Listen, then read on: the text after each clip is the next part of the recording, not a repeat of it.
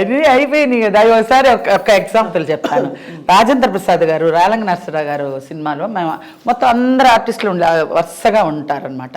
ఉండి అందరూ లాస్ట్లో నాకు డైలాగ్ వచ్చింది. లాస్ట్లో నా డైలాగ్ వస్తే అందరూ చెప్పేసి లాస్ట్లో డైలాగ్ నా దగ్గరికి వచ్చేసరికి పట్మని వదిలేసేదాన్ని, అంటే రాక వదిలేసేదాన్ని. అబ్బా అనేవాడు రాజేంద్ర ప్రసాద్ అని. ఇప్పుడు మేమందరూ ఇంత ఇదిగా చెప్పాలా ఏంటి శ్రీలక్ష్మి అంట, ఏం చేయను నేను మర్చిపోయాను అంట. నిజంగా నేను మర్చిపోయాను, రాలేదు, సరే అయిపోయింది. ఇంకా పౌరుషం వచ్చేస్తుంది. 1, 2 అయ్యేసరికి 3వ పౌరుషంగా వచ్చేస్తుంది నాకు. ఎలాగైనా చెప్పేయాలి అని ఒక పట్టుదలలో ఉన్నప్పుడు బోడి ఇదేం చెప్తుంది, సింగనాథం ఇది కూడా టేకు ఇదేలే అనేసి అనేస్తారు వీళ్ళందరూ. టేక్ అని చెప్పేస్తా నేను చెప్పేస్తాను, ఇంకా టేక్ ఓకే అయిపోతుంది. ఇప్పుడు అమ్మో ఇది చెప్పేసి శ్రీలక్ష్మి చెప్పేసింది బాబోయ్, నేను చెప్పదనుకుని నేను ఆదాపుగా మాట్లాడాను, ఏదో యథార్చగా మాట్లాడానండి. మళ్ళీ 1 more అండి, అమ్మో నేను శ్రీలక్ష్మితో 1 more చేయను, వెళ్ళిపోతారు డైరెక్టర్ గారు. ఈ ఉన్నావే ఇంతసేపు మేము బాగా చేసినప్పుడేమో చెప్పి చావలేదు, ఇప్పుడేమో నేను ఏం చెప్తుందిలే అని క్యాజువల్గా చెప్పినప్పుడు నువ్వు చెప్పేశావు. రాజేంద్ర ప్రసాద్ అమ్మో శ్రీలక్ష్మి దగ్గర ఒళ్ళు దగ్గర పెట్టుకొని చెప్పాలి మనం ఏం చెప్పినా అని. రెండోసారి చెప్పినా 3వసారి చెప్పినా ఒకవేళ చెప్పలేకపోతే ఎలాగైనా చెప్పేస్తుంది అని అలర్ట్గా చెప్తారు వాళ్ళు. అది ఒక దెబ్బ తిన్నారు, చెప్తుందిలే అనేసి చెప్పేశాడు. చెప్పేశాడు నేను టేక్ అయిపోయిందా, అమ్మో నేనేదో యాదాచిగా మాట్లాడానండి. 1 more అండి 1 more అండి, 1 more అంతా లేదు, శ్రీలక్ష్మి దగ్గర 1 more లేవు, అంతే శ్రీలక్ష్మి చెప్పేస్తే అయిపోయింది పదండి అన్నారు. అలాగా నా దగ్గర వచ్చేసరికి అలర్ట్గా ఉంటారు ఎవరైనా సరే. నూతన్ ప్రసాద్ గారు కూడా ఒకసారి శ్రీవారికి ప్రేమలేఖలప్పుడు రిక్షాలో వెళ్తుంటే లాంగ్ షాట్ అనమాట, బంతి చామంతి ముద్దాడుకుందాములే ఆ పాట నేను పాడాలి. వాడు ఒకడికి కథ చెప్తాను, కథ చెప్పేసరికి వాడు గిలగిలా కొట్టుకొని పడిపోతాడు. కూరగాయలాడు అది వేరే. ఇక్కడ ఒక రిక్షా వాడు కిల్లి కొట్టుకు వెళ్ళి వచ్చే లోపల ఇలా పడిపోతాడు. ఏమే నువ్వు కథ చెప్పావా అందుకే కొట్టుకుని చేస్తున్నాడు ఇక్కడ అంటాడనమాట. అది ఏమండి నేను ఒక కథ చెప్తాను అని ఆ పాట అదంతా లాంగ్ షాట్ పెట్టారనమాట. ఇదంతా ఇలాగ అది ఇది అని చెప్తుంటే, ఏమండి నాకు ఆ పాట రావట్లేదండి, మీరు పాడండి, లిప్ మూమెంట్ ఇవ్వండి, నేను పాడేస్తాను, నేను లిప్ మూమెంట్ ఇస్తాను, మీరు పాడేయండి. ఏమనుకుంటున్నావు, లాంగ్ షాట్ నేను పాడితే నువ్వు లిప్ మూమెంట్ ఇస్తావా నూతన్ ప్రసాద్?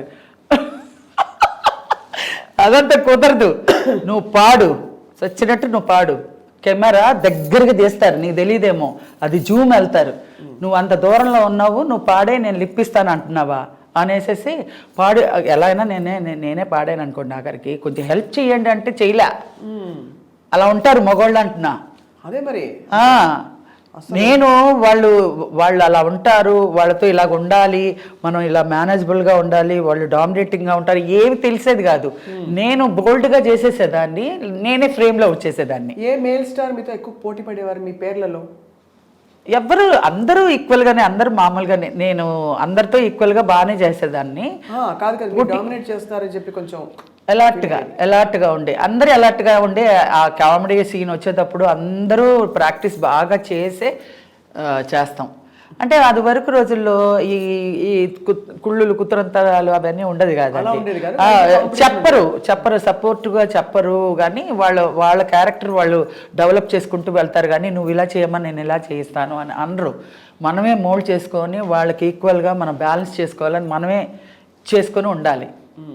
వాళ్ళు చెప్పరు. కానీ అదే నూతన్ ప్రసాద్ గారు ఏంటనుకుంటున్నావు, అది నిజంగానే ఆయన చెప్పింది నిజంగానే, అది నాకు తెలియదు కదా, ఆయన చెప్పింది లాంగ్ షాట్ అని నేను అనుకుని లిప్ ఇచ్చే పాడేయండి నేను పాడేస్తాను అంటున్నాను. కానీ అది తప్పు, అసలు అది నాది తప్పు, జూమ్ ఉంటుంది కదా, అది నా తప్పు.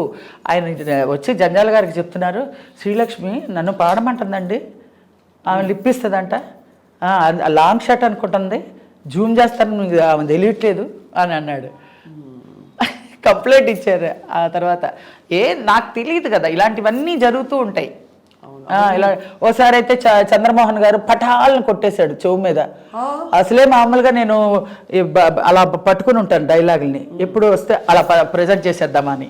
నేను అసలే నోట్లో పెట్టుకొని ఉన్నాను. అందులో జంజాల్ గారు అంటే ఇలా హార్ట్ బీటింగ్లో ఉంటుంది. చెప్పకపోతే బడబడ తిట్టేస్తారు ఆయన. తిడతారా? అబ్బో మామూలుగా తిట్టరు, కూల్గా తిడతారు. ఏమో బుద్ధి ఉంది అసలు, ఏం డైలాగ్ చెప్పడం రాదు, 10 మందిలో ఏమనుకుంటున్నావు నువ్వు, అది ఇదని అనేస్తారు.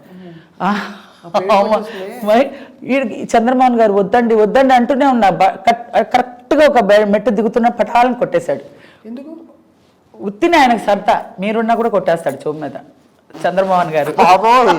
చిన్న బిడ్డలు ఉన్నా కూడా వాళ్ళని కూడా కొట్టేస్తారు, ఆయనకు సరదా అనమాట. ఇలాగా అనగా పటాలను కొడితే జూయమంటదండి మనకు, అసలు చెమ్మగిలిపోతుంది.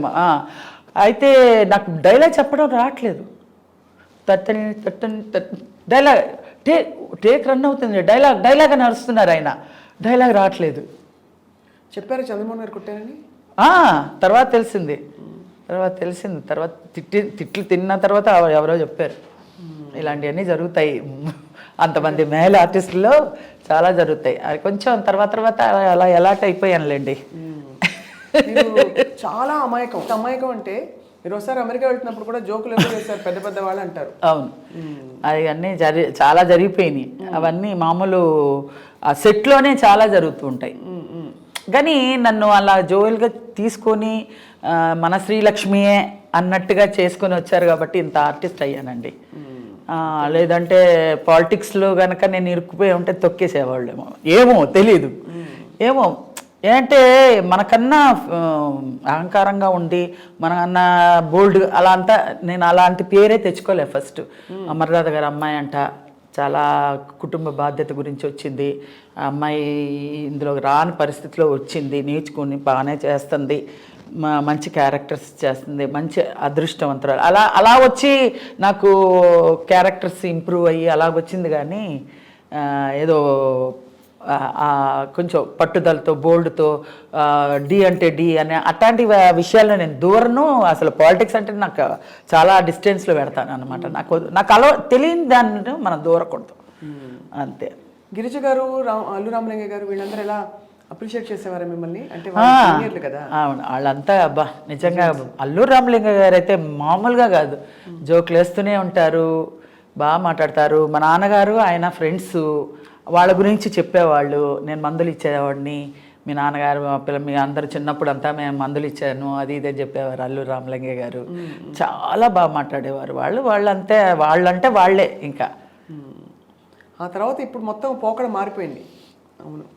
సో ఫస్ట్ మీరైతే చెన్నైలో అనే మన మద్రాసులో మీ ప్రయాణాన్ని మొదలుపెట్టి, తర్వాత మీరు మనకి అందరికీ తెలుగు వారికి రిజిస్టర్ అయింది జంధ్యాల గారి 2 సీత నుంచి.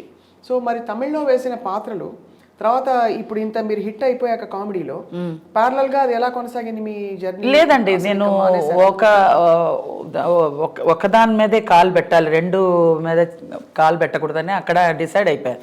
మనకి హీరోయిన్గా లక్ లేదు, సో డిసైడ్ అయిపోయాను వేరే క్యారెక్టర్స్ ట్రై చేద్దాం, అందులో ఏది క్లిక్ అవుతుందో అందులో వద్దామనే. యాక్చువల్గా మా వాళ్ళందరూ అన్నారు, సిల్క్ స్మిత్ అలాగా హైటు అంతా ఉంది కదా, డాన్స్ కూడా చేయించవచ్చు కదమ్మా అన్నారు. డాన్స్ నేర్చుకున్నారా? నాకు డాన్స్ అన్నీ వచ్చండి. మామూలుగా మనకి ఇండస్ట్రీకి వచ్చేటప్పుడు భరతనాట్యం కానీ హార్స్ రైడింగ్ కానీ అన్నీ వచ్చి ఉండాలి. ఆ రోజుల్లో హైట్ ఉండాలి, వెయిట్ ఉండాలి, కరెక్ట్ వెయిట్ ఉండాలి, వాయిస్ ఉండాలి, అన్నీ ఉండాలి. ఇప్పుడు ఏది లేకపోయినా ఓకే ఓకే ఓకే అంటున్నారు. అప్పుడులో కాలు సరిగ్గా లేకపోతే వేరే కాలు జూము, వేళ్ళు సరిగా లేకపోతే ఇంకొకళ్ళు వేళ్ళు తెరిచి వేళ్ళు మూమెంట్లు ఇవన్నీ చేసేవాళ్ళు. మనకి ఇదివరకు మన ఒరిజినల్ అంటే ఒరిజినల్ ఉండాలి, హైట్ అంటే హైట్ ఉండాలి, పర్సనాలిటీ వాయిస్. నేను అప్పుడులో డబ్బింగ్ లేవు నాకు డైలాగ్ వచ్చినా రాకపోయినా నేర్చుకొని చెప్పేదాన్ని. అందుకనే ఆ రోజులు క్లారిటీ వేరండి. ఆ రోజుల్లో సినిమాలు అంటే అద్దం పట్టేలాగా అలా ఉంటాయి అన్నమాట. మా యాక్టింగ్ కూడా క్యారెక్టర్ పరంగా నన్ను తీసుకుంటే క్యారెక్టర్ అలా సానబట్టేవాళ్ళు అనమాట. క్యారెక్టర్ అలా అంటే అలాగా రిహార్సల్స్ ఉంటాయి.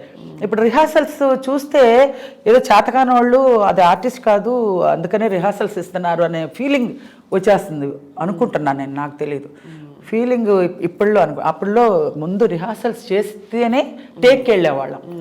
అది వరకు ఫిలిం కదా. అవునవును.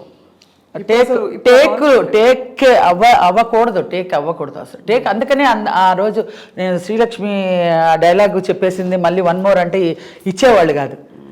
ఫిలిం కదా, మళ్ళీ నేను పడలేనురా బాబు, నేను వచ్చేయండి అనేవారు. ఇప్పుడైతే ఓకే రాజేంద్ర ప్రసాద్ గారు టేక్ ఎవరు ఉంటే మన డైలాగ్ తీసుకునేవాళ్ళు. ఈ శ్రీలక్ష్మి ఉందే అనేవారు. అందుకనే శ్రీలక్ష్మి దగ్గర డైలాగ్ మధ్యలో అయినా పెట్టండి, లేదంటే ముందైనా పెట్టండి, ఆకన పెడితే మేమంతా అయిపోతాం మేము అనేవారు. అలాగా టేక్ అంటే అన్ని రిహార్సల్స్ చేసేవాళ్ళం. రిహార్సల్స్ చేస్తేనే ఆ కామెడీ వచ్చి కట్ షాట్స్ అనమాట, టక్ టక్ టక్ టక్ టక్ టక్ అని కౌంటర్ పడాలి, పడితేనే ఆ పంచ్ వస్తుంది. అలాగా చేయించారండి.